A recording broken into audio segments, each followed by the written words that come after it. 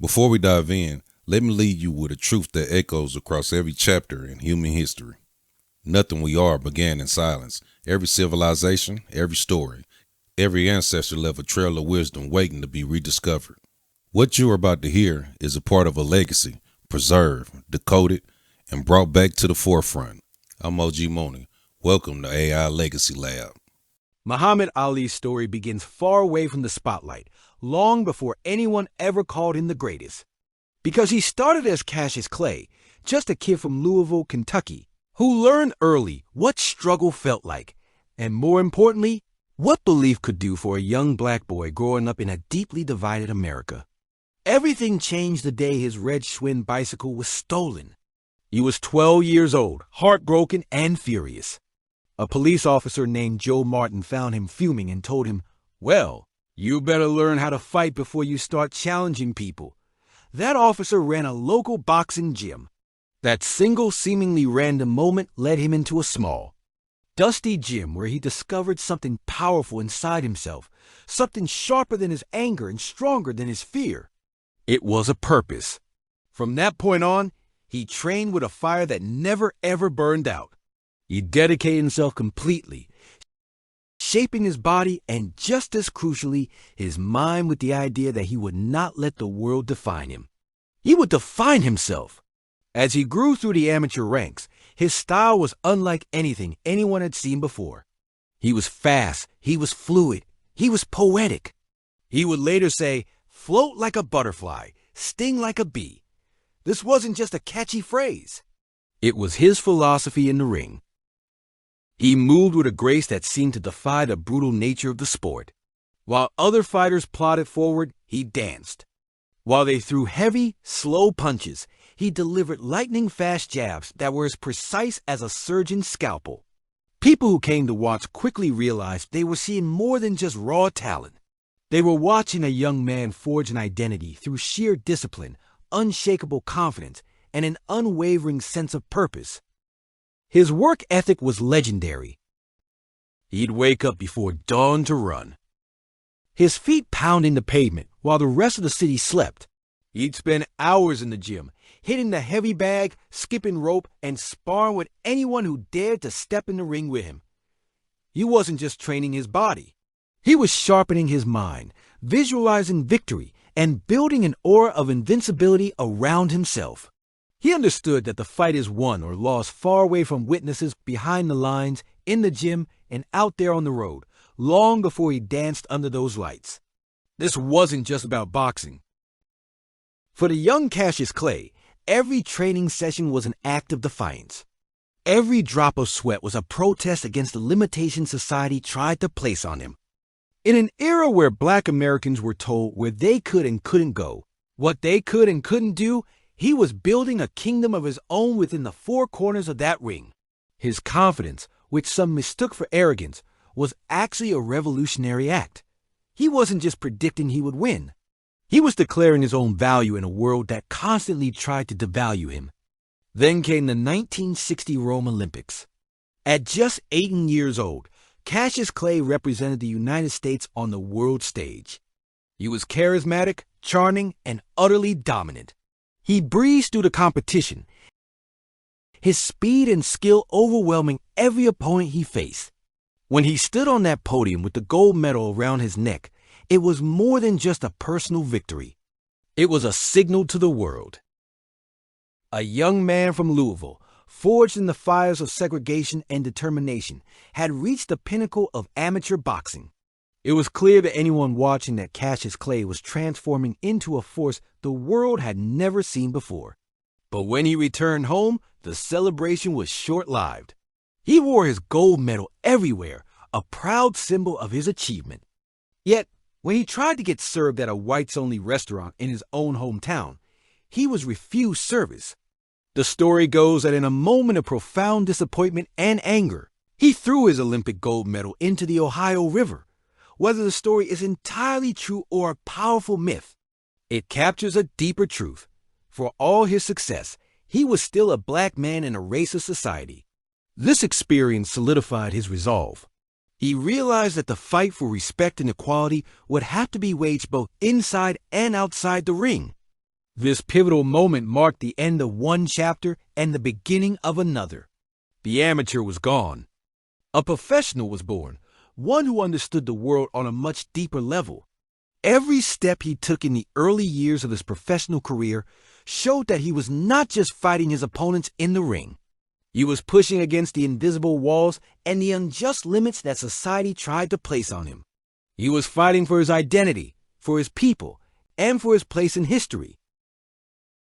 He wasn't just a fighter. He was a master of psychological warfare. Before a fight, he would compose poems predicting the round in which he would knock out his opponent. He'd taunt them, get under their skin, and control the narrative long before the first bell ever rang. Reporters and audiences were captivated. They had never seen an athlete so bold, so articulate, so unapologetically himself. He was creating a new kind of celebrity, one who was both an elite athlete and a cultural icon in the making. His journey from Cassius Clay, the promising young boxer, to Muhammad Ali, the global phenomenon, was a masterclass in self-creation.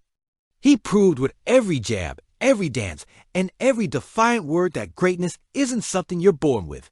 It's something you build day by day, choice by choice. It's forged in the quiet moments of grueling work, in the face of injustice, and in the unwavering belief in your own potential. The story of Muhammad Ali teaches us that greatness begins long before the world is ready to recognize it. It starts with a stolen bike, a decision, and a fire that refuses to be extinguished. Thanks for watching. If you were inspired by this story, make sure to hit that like button and subscribe for more deep dives into the lives of the legends who changed the world. We'll see you in the next one.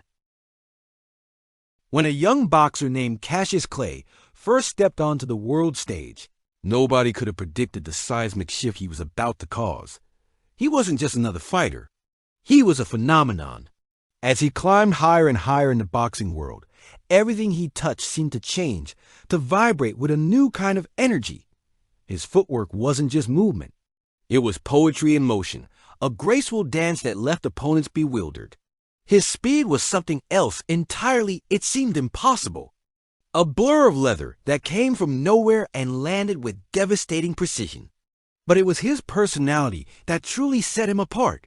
It was electric. In an era of stoic, tight-lipped athletes, Clay was a whirlwind of charisma. He danced around his opponents in the ring, but he also danced around them with his words. He insulted them with clever rhymes, he charmed the cameras with a magnetic smile, and he single-handedly turned the sport of boxing from a gritty backroom affair into grand global theater. He knew how to sell a fight, how to build a narrative, and how to make everyone, from the die-hard fans to the casual observer, stop and pay attention. He was loud, he was proud, and he was undeniably brilliant. The world was his for the taking. He had the talent, the looks, the charm everything America seemed to want in its heroes. But just as he reached the pinnacle, conquering the formidable Sonny Liston to become the heavyweight champion of the world, he did something that shook the very foundations of that world. He announced a new name, a new identity. He had joined the Nation of Islam, and he was no longer Cassius Clay. He was Muhammad Ali. This wasn't just a name change. It was a declaration. It was a refusal to be the quiet, palatable champion that predominantly white America wanted him to be. The country was comfortable with black athletes who entertained, who won, and who stayed silent on the issues that mattered. They wanted a hero who didn't challenge the status quo. But Ali refused to play that role. Instead, he leaned into everything that made the establishment uncomfortable. He embraced his blackness with an unapologetic pride. He embraced his newfound faith with unwavering conviction. And most powerfully, he embraced his voice. He claimed his right to speak boldly, to be political, to be controversial. In a country that had a long and brutal history of punishing outspoken black men, he understood the risks. He knew that this path would be harder, that it would cost him fans, endorsements, and the easy adoration he could have enjoyed.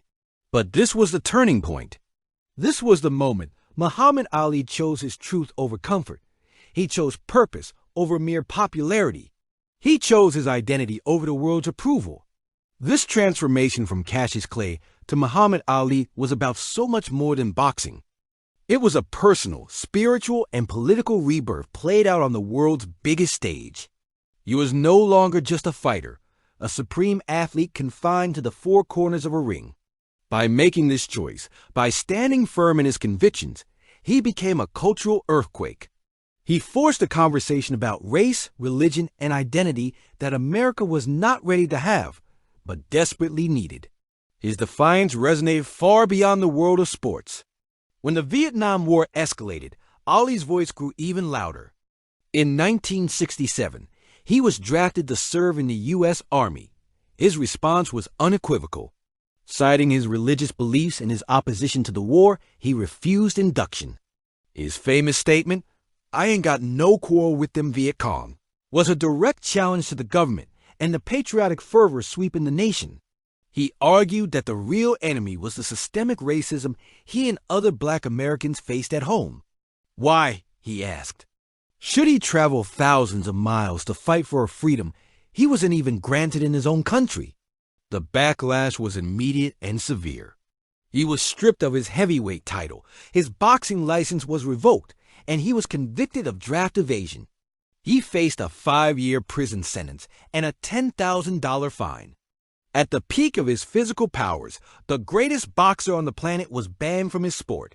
For 3.5 years, he couldn't fight. The establishment had tried to silence him, to make an example of him. They took away his livelihood, his title, and his freedom to compete, but they couldn't take his voice. During his years in exile, Ali transformed yet again. He became a prominent speaker, touring college campuses and community centers across the country. He debated, he lectured, and he articulated his anti-war stance and his fight for civil rights with a newfound eloquence and depth. He was no longer just the brash, rhyming poet of the boxing ring. He was a thoughtful, powerful orator, a leader in the counterculture movement. He sharpened his arguments, deepened his understanding of the world, and inspired a generation of young people who were also questioning authority and demanding change. He paid a huge price for his principles. He lost millions of dollars and the prime years of his athletic career. But what he gained was immeasurable. He gained a moral authority that no championship belt could ever bestow. He became a global symbol of resistance, a hero to the oppressed and marginalized all over the world. His struggle was no longer just about boxing.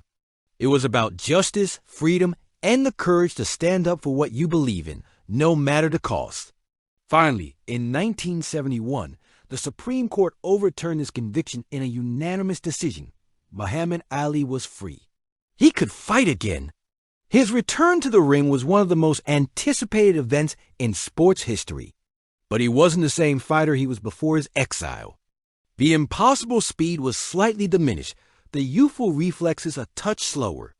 He had to rely more on his intelligence, his heart, and his incredible ability to absorb punishment. This set the stage for the most legendary chapter of his career. The fight of the century against the undefeated Joe Frazier was a brutal, epic war that tested the limits of human endurance. Though Ali lost that fight, his heroic performance only enhanced his legend. Then came the Rumble in the Jungle in Zaire, where he was a massive underdog against the seemingly invincible George Foreman. In a stunning display of tactical genius, Ali introduced his rope-a-dope strategy, absorbing Foreman's thunderous blows until the younger champion punched himself into exhaustion. Then in the 8th round, Ali exploded off the ropes and knocked Foreman out, reclaiming the heavyweight title that had been unjustly stripped from him 7 years earlier. And finally, the thriller in Manila, the third and final brutal chapter in his rivalry with Joe Frazier. It was a fight so savage, so punishing, that Ali later described it as the closest thing to death he had ever experienced. But he won. He had faced down the government. He had faced down the fiercest opponents of his era. And he had emerged time and again as the champion. Muhammad Ali's legacy is so much more than a win-loss record. He was a 3-time heavyweight champion, yes, but he was also a poet, a prophet, a rebel, and a humanitarian. He showed the world that an athlete could be more than just an entertainer. He showed that you could be black, Muslim, and proud, and that your voice mattered. He risked everything, his career, his freedom, his fortune, for his principles. In doing so, he didn't just change the sport of boxing, he changed the world. He taught us that the toughest fights often happen outside the ring, and that the true measure of a champion is the courage to stand for something bigger than yourself. He was, and always will be, the greatest. Thanks for watching. If you enjoyed this story, please like, share, and subscribe for more. The roar of the crowd, the flash of the cameras, the weight of the championship belt for most athletes, this is the pinnacle, the dream realized. For Muhammad Ali, it was just the beginning. We remember him as the greatest, a butterfly in the ring, a poet with his words, a force of nature that no opponent could contain. But the moment that truly defined Ali, the moment that forged his legend not just in the annals of sport, but in the pages of history, took place far from the boxing canvas. It was a fight against an opponent he couldn't see, a battle for the very soul of his convictions. This is the story of how a heavyweight champion, at the absolute peak of his powers, risked everything: his title, his career, his freedom for a principle. It's the story of how Muhammad Ali, the boxer, became Muhammad Ali, the symbol of courage. The year was 1967. The Vietnam War was raging, a conflict that was dividing America right down the middle. Young men across the country were receiving draft notices, orders to report for military service. And one of those notices landed in the hands of the undisputed heavyweight champion of the world, Muhammad Ali. The expectation was simple. He would serve, just like other celebrities had. He would be a poster boy for the war effort, a patriotic symbol. But Ali had a different plan. When he stood before the draft board, the world was watching. And then he uttered the words that would echo through generations. I ain't got no quarrel with them Viet Cong. Simple words, but they carried the force of a knockout punch. He wasn't just refusing a draft notice. He was challenging the conscience of a nation. He was a black man from Louisville, Kentucky, and he was questioning why he should travel 10,000 miles to fight for freedom he didn't fully have in his own country. He saw the hypocrisy, and unlike so many others, he refused to stay silent. The backlash was immediate and brutal. This wasn't a boxing match with rules and a referee. This was a war against the establishment. The boxing commissions, one by one, stripped him of his heavyweight title. They revoked his boxing license, effectively banning him from the only profession he had ever known. His income vanished overnight. He went from being one of the most famous and celebrated men on the planet to a public pariah. The media, which had once celebrated his charisma, turned on him with a vengeance. They called him a draft dodger, unpatriotic, a traitor. Pundits and politicians lined up to condemn him. The government wasn't just content with taking his career. They wanted to take his freedom. They pursued a legal case against him for draft evasion, a charge that carried a sentence of 5 years in prison.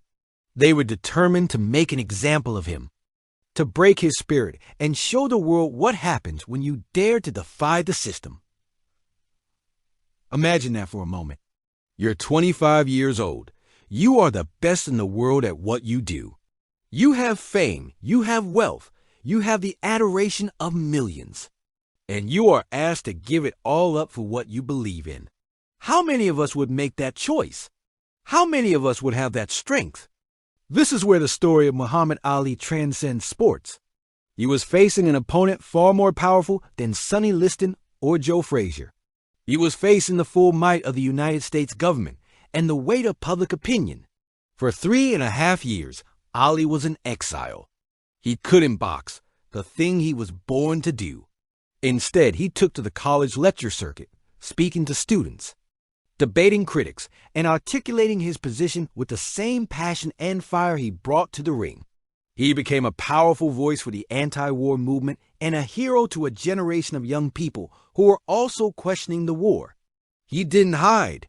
He didn't back down. He stood his ground day after day while the legal battle for his freedom raged on.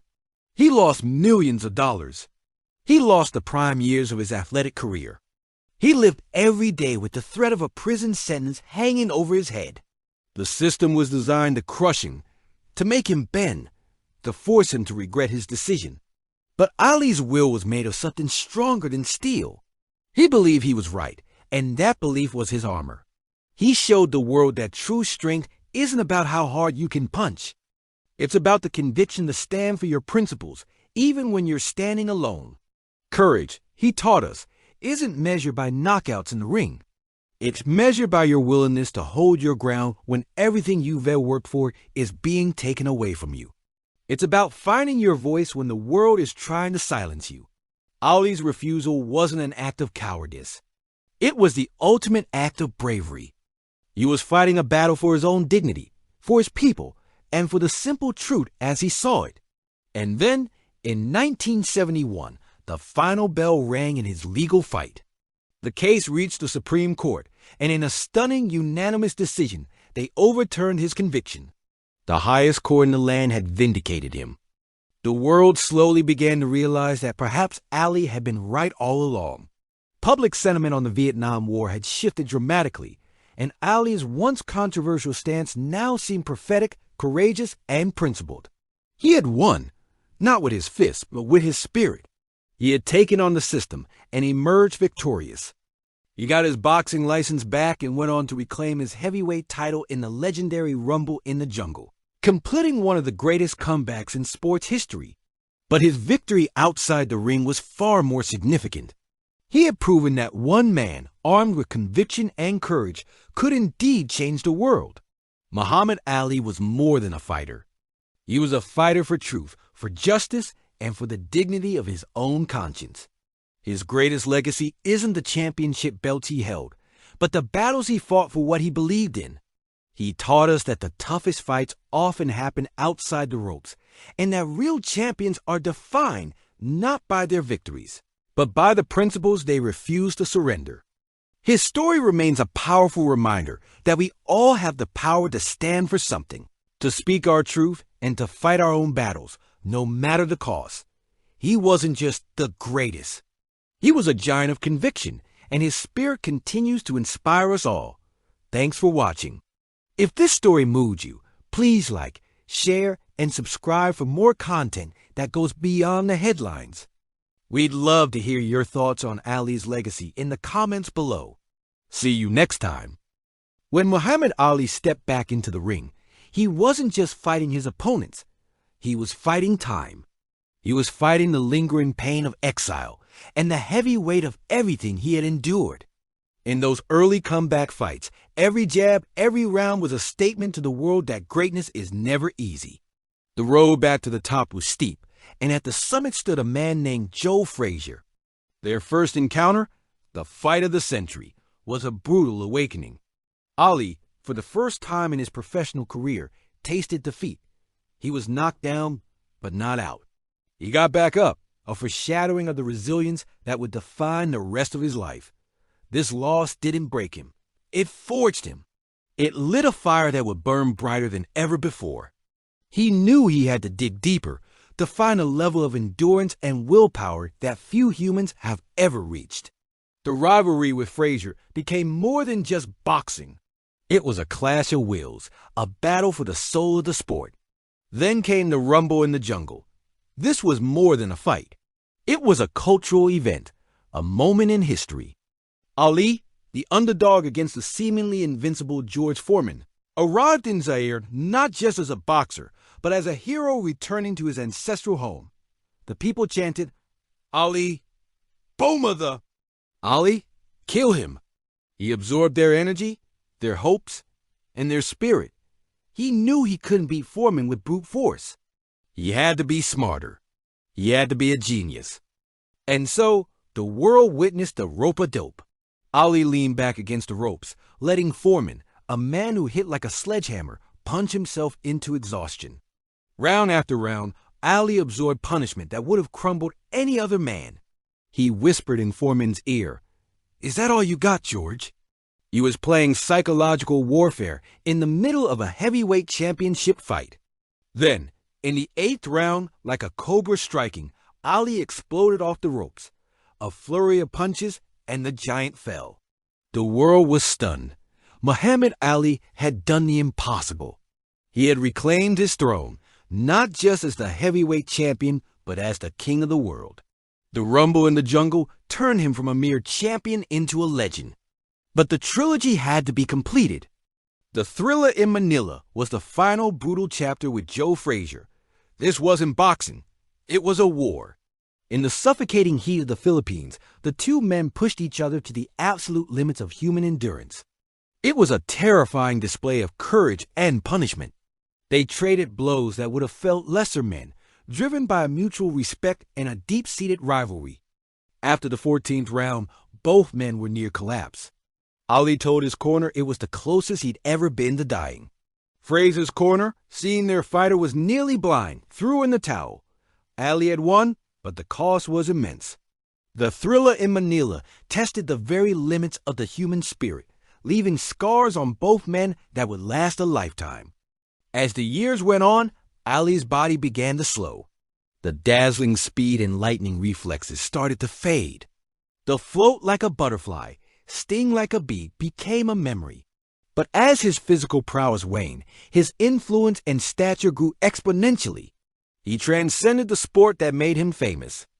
Ali became a global ambassador for peace, for justice, and for the fundamental dignity of people everywhere.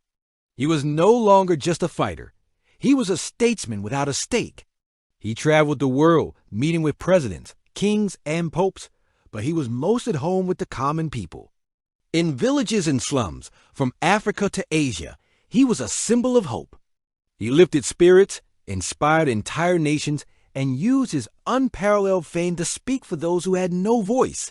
He championed causes of racial equality and religious freedom, reminding everyone that the fight for justice doesn't end when the bell rings. His charisma was a universal language, and his smile could disarm the most cynical of hearts. Then came the final toughest opponent, Parkinson's disease. The cruel irony was not lost on anyone. The man whose voice shook the world was gradually silenced. The body that was once a perfect instrument of speed and power was now frail and trembled. But even as Parkinson's weakened his body, it could not touch his spirit. It did not weaken his presence. He attended events, his eyes still sparkling with that familiar fire. In his silence, he remained powerful. His quiet dignity spoke volumes. It was a different kind of strength, a courage that didn't require fists or a loud voice. It was the courage to face his own vulnerability with grace, and in doing so, he taught us one last profound lesson. In the end, Muhammad Ali's legacy reached far beyond the boxing ring. He became a timeless symbol of courage, of standing for your truth, of sacrifice, and of living with purpose. He showed the world that greatness isn't about being perfect or undefeated. It's about getting knocked down and rising again. It's about standing tall, no matter what the world throws at you. He was a man who dared to call himself the greatest, and then he spent a lifetime proving it, not just with his fists, but with his heart, his mind, and his soul. He wasn't just the greatest boxer of all time. He was one of the greatest human beings of all time. Thank you for watching. If you were inspired by Ali's story, please like this video and subscribe for more content about the legends who shaped our world. Another chapter reclaimed, another piece of history placed back where it belongs. If you have found any meaning in this, let it sit with you. Let it sharpen your vision, not just for the past, but for who we are becoming. I'm OG Mooney, and this is AI Legacy Lab.